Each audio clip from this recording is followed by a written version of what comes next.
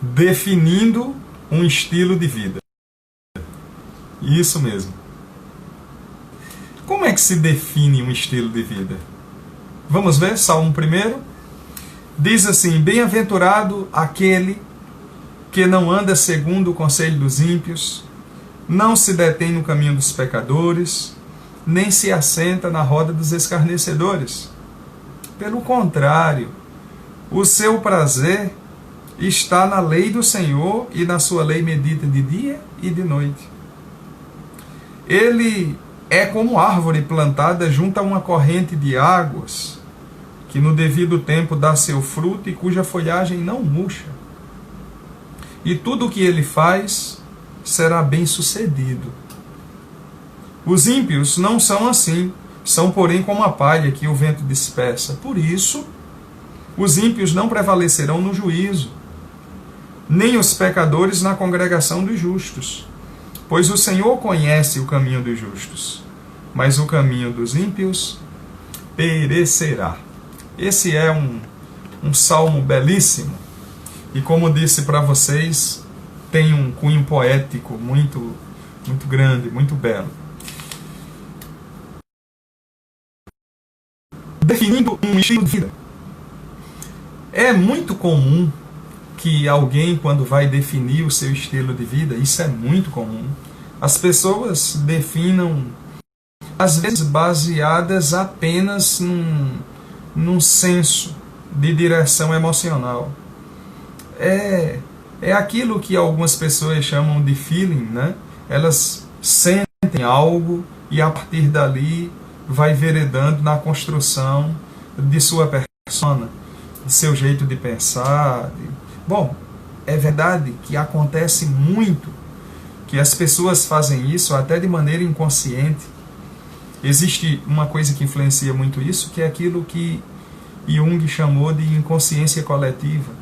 A inconsciência coletiva é uma força invisível que age nas comunidades organizadas e que essa força acaba de maneira quase que coercitiva, ou seja, quase que forçando, levando as pessoas a fazerem escolhas, e essas escolhas elas vão, com o tempo, formatando a perspectiva de vida, o modo de ser dessa pessoa. Isso é muito perigoso, porque dependendo do local em que a pessoa viva, com quem a pessoa viva, a pessoa pode desenvolver hábitos muito maus, atitudes muito difíceis, e aí depois de algum tempo fica muito difícil consertar tudo isso. Às vezes as pessoas formam, é muito comum acontecer, a sua própria maneira de pensar e nem sabem como foi que construíram isso. Pois bem, eu estou dizendo que é muito comum que isso aconteça assim.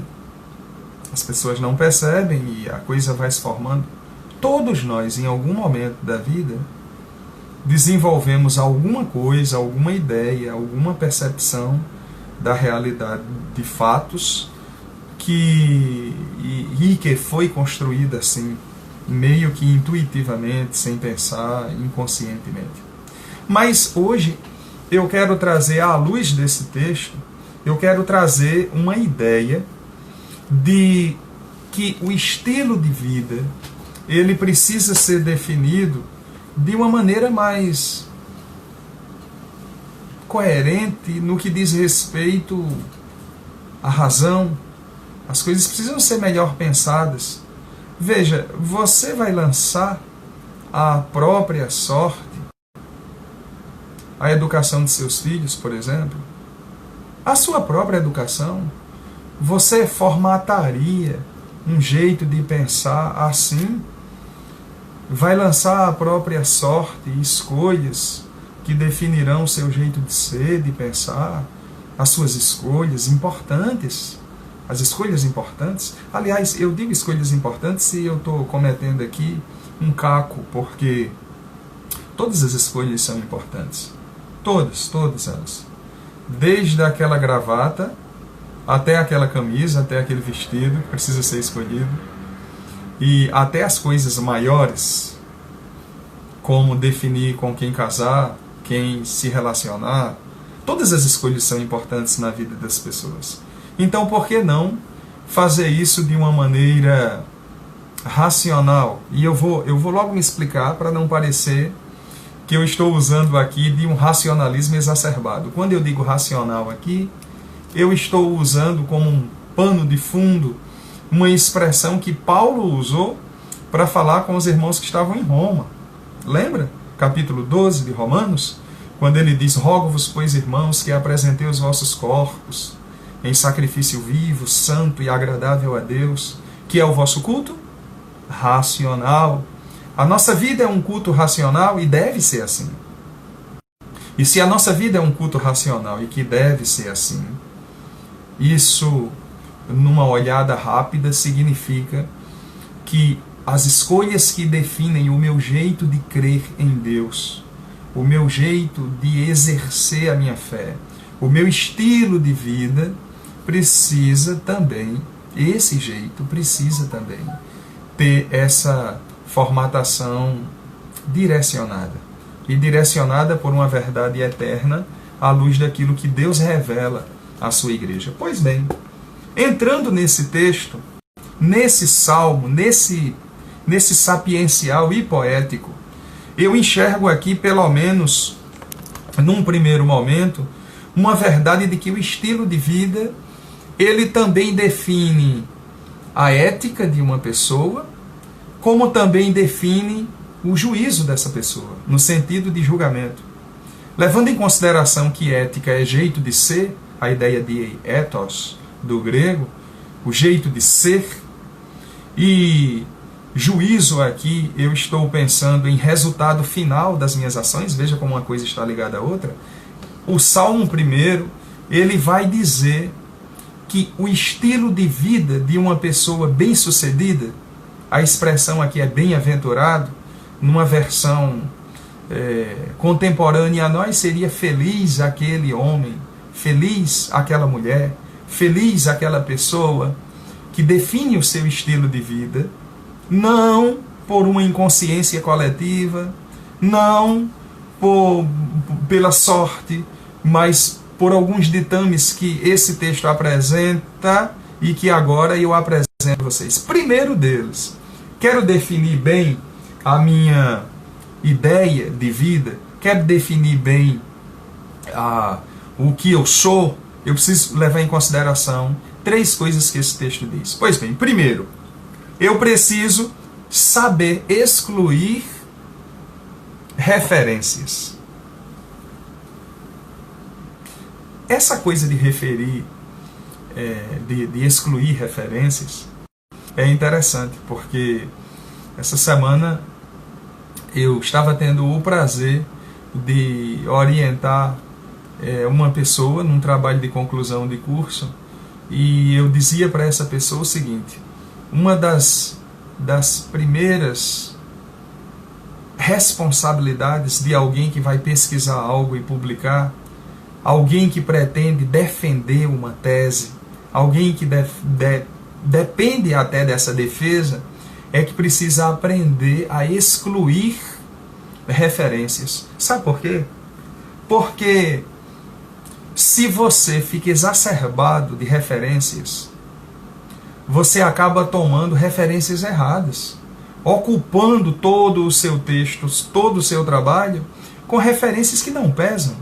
E às vezes pesam, mas pesam negativamente. A vida também é assim. Na hora de definir o estilo de vida, leve em consideração excluir algumas referências que são colocadas à sua disposição. De onde eu tirei isso, hein? Foi só da orientação do TCC da pessoa? Não. Desse texto, veja o que é que ele diz. Logo no primeiro versículo: bem-aventurado o varão que não anda segundo o conselho dos ímpios, não se detém no caminho dos pecadores, e nem se assenta na roda dos escarnecedores. Esse tripé aqui aponta para o tipo de referência que alguém que quer definir o seu estilo de vida à luz da palavra não pode ter no seu texto de vida. Vamos imaginar definir o meu estilo de vida seja definir um trabalho de conclusão de curso da minha vida. É a tese da minha vida. Quem serei eu? Quem será ou quem terá sido Joséan? Não para as pessoas apenas, mas para toda posteridade, para toda a história. Você que está me ouvindo agora.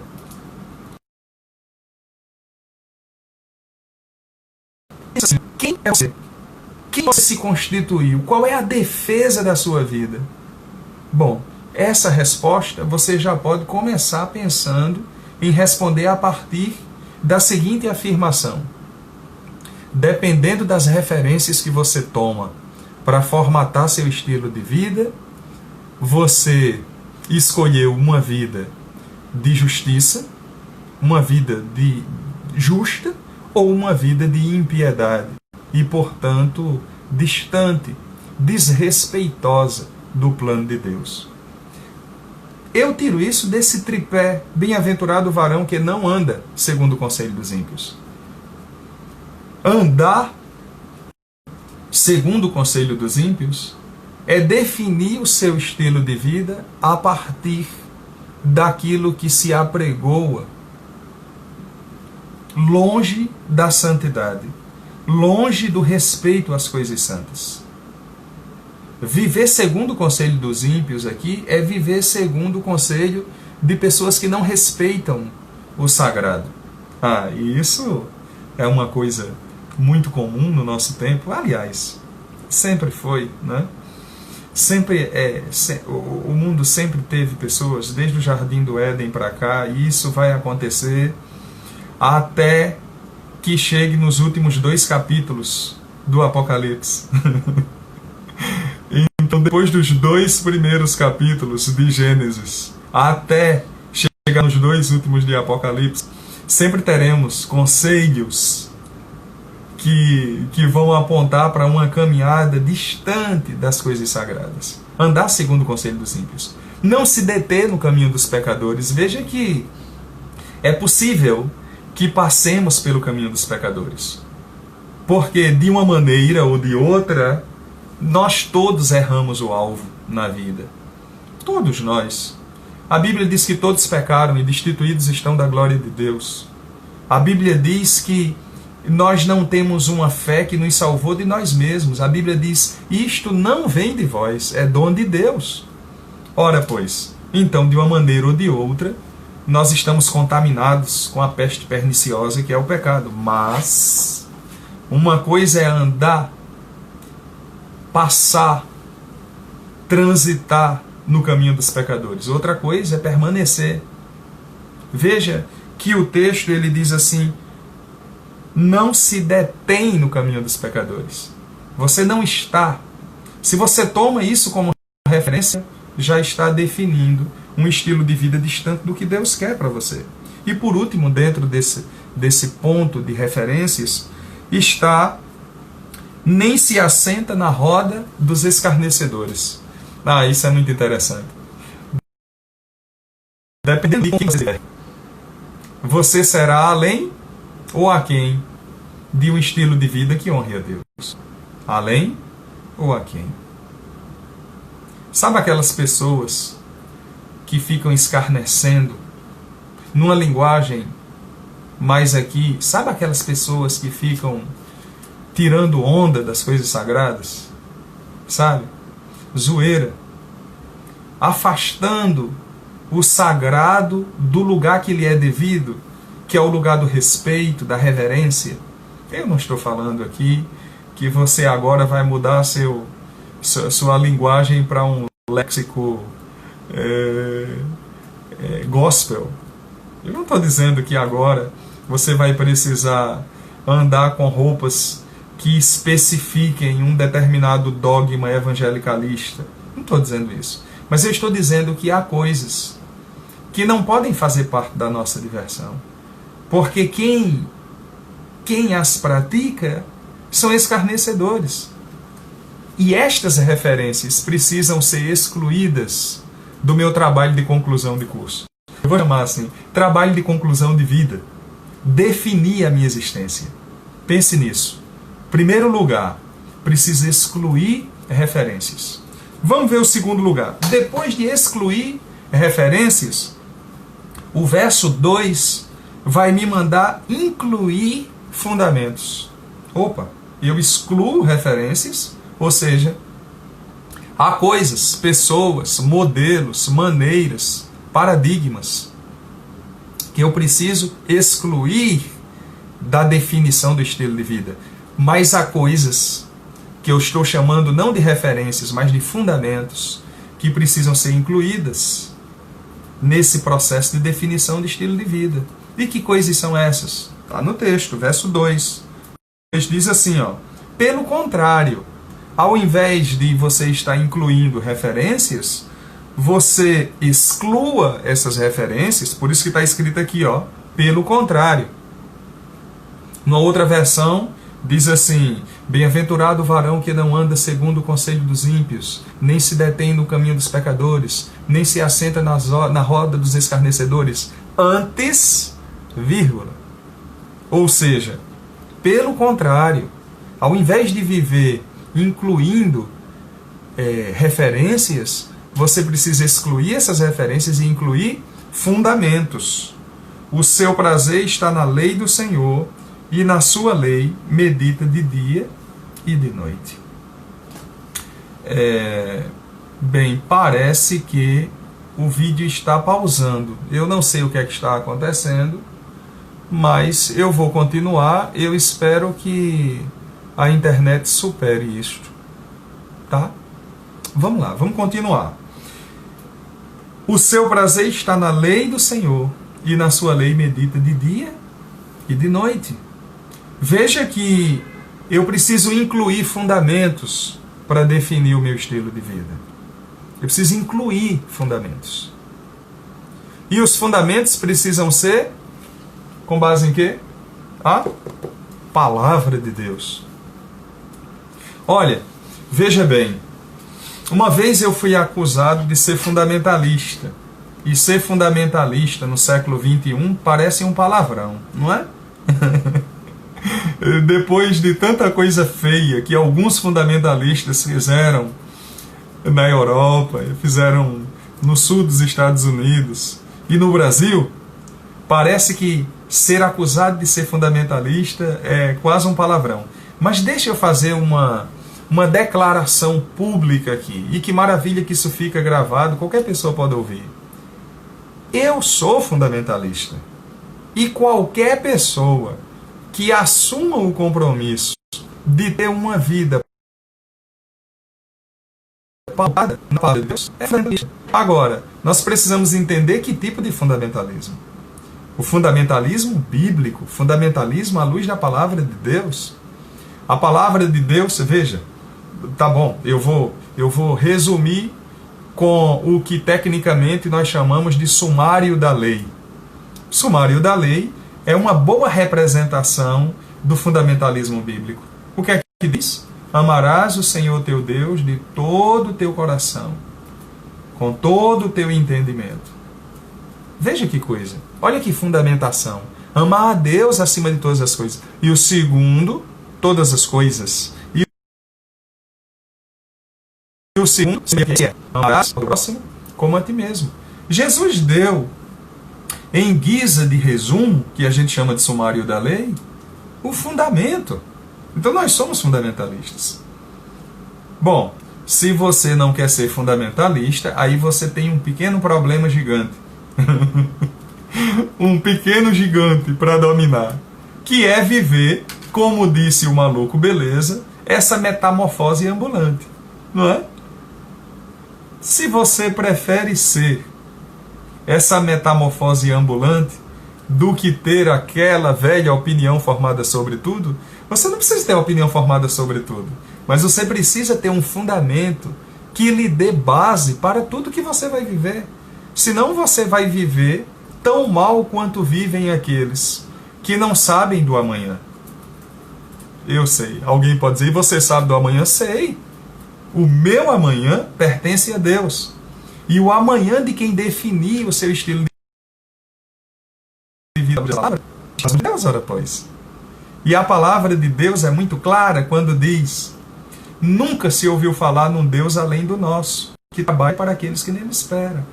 Então, se você quer definir bem um estilo de vida, depois de excluir algumas referências, inclua fundamentos na sua vida. E um bom começo será o sumário da lei. E o sumário da lei, onde é que eu aprendo o sumário da lei? Na lei, na palavra de Deus. Por isso que diz assim: o seu prazer está na lei do Senhor, e na sua lei medita de dia e de noite. Amarás o Senhor teu Deus de todo o teu coração, com todo o teu entendimento, com toda a tua alma. E o semelhante a esse é: amarás ao teu próximo como a ti mesmo. Fundamento para seu estilo de vida. E em terceiro lugar, e eu amo esse terceiro lugar, esse terceiro lugar é a parte mais tocante para mim, porque me falou muito ao coração. Depois que você exclui referências que precisam ser excluídas nesse seu trabalho de conclusão de vida, depois que você inclui fundamentos, você precisa entender a questão. Eu estou parafraseando mesmo. Ser ou não ser, eis a questão. Você precisa entender a questão.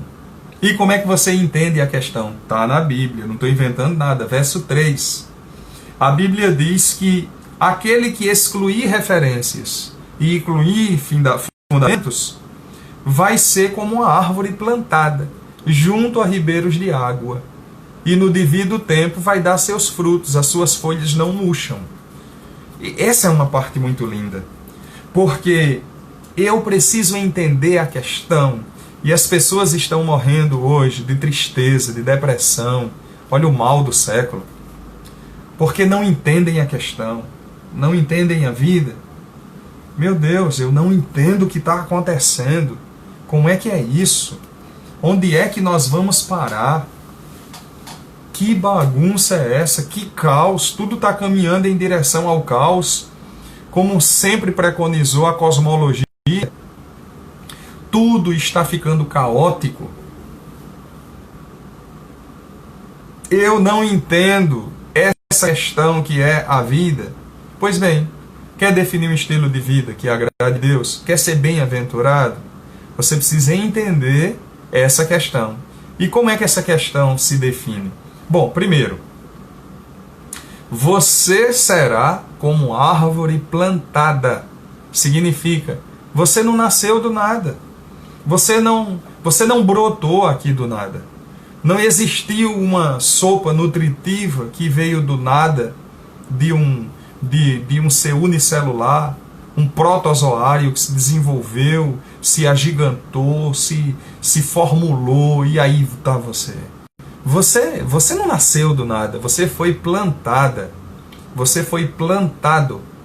E plantado junto a ribeiros de água. E eu sei que na maioria das vezes a vida não é muito leve conosco. Eu sei que na maioria das vezes as coisas não são simples de entender.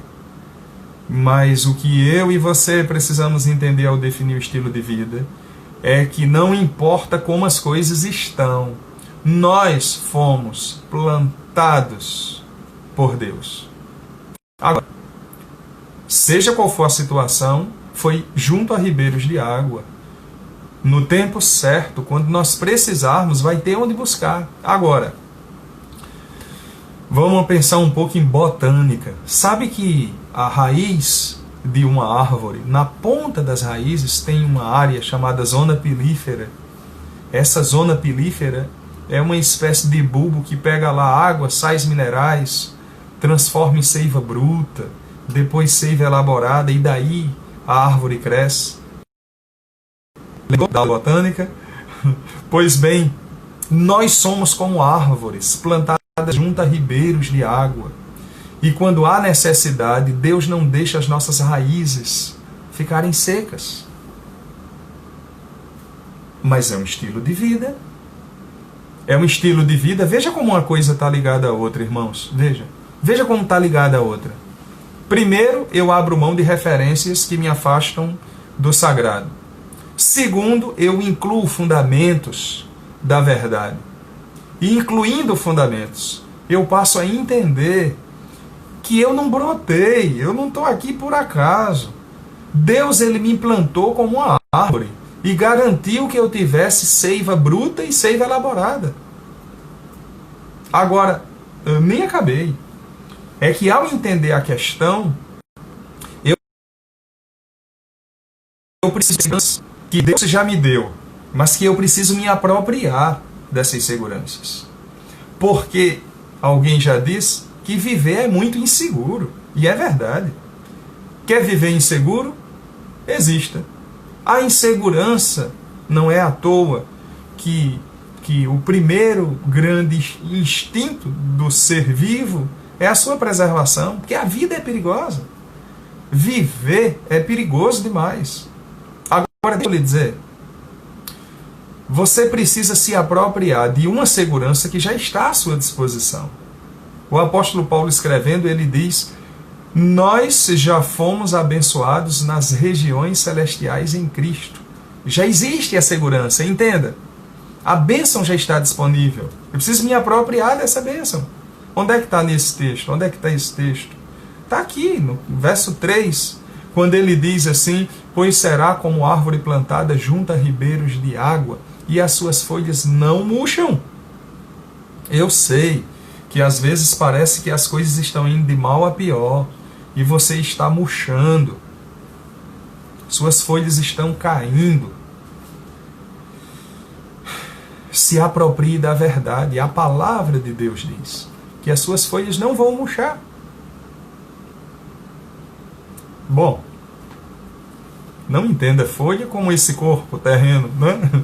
Porque esse corpo, olha, eu já estou começando a murchar aos 44. Já comecei há algum tempo. Talvez você esteja me vendo aí pensando: bom, eu já estou murchando. Deixa eu dizer para você, ainda que o homem exterior se corrompa, o interior se renova dia a dia. Está escrito na palavra. Não é desse murchar que falo, por suposto. Por suposto, não é sobre esse murchar. Mas deixa eu lhe dizer, a sua vida não vai murchar. Aquilo que Deus tem para você como estilo de vida tem uma garantia. E a garantia é: você já foi abençoado nas regiões celestiais em Cristo. E as suas folhas não vão murchar. Tá. E talvez você diga: tudo bem, eu acredito. Deus tem algo para mim, as folhas não vão murchar. Mas eu vou acrescentar só mais uma coisa que está no texto. Além das folhas não murcharem, no tempo oportuno, você dará frutos. Talvez você tenha assumido um estilo de vida que no momento não tem lhe dado muitos frutos. Mas se você assumir o estilo de vida proposto por esse texto que acabei de ler, Salmo 1,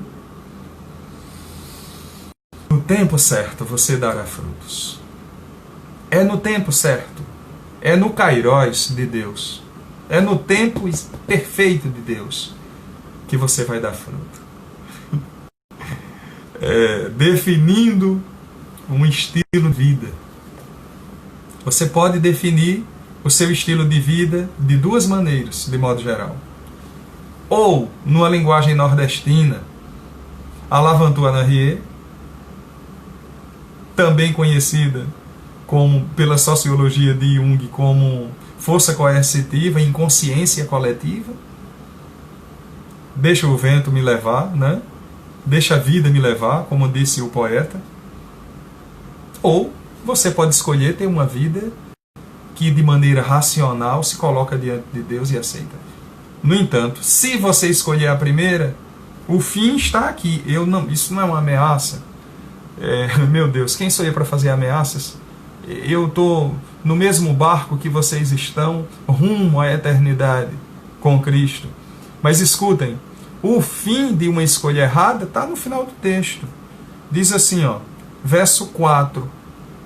Os ímpios não são assim, como eu acabei de definir, de falar. São, porém, como a palha que o vento dispersa. Você quer ser como uma palha que o vento dispersa? Já viu uma palha voando? Já? Isso tem muito no sertão. Aqui é mais difícil.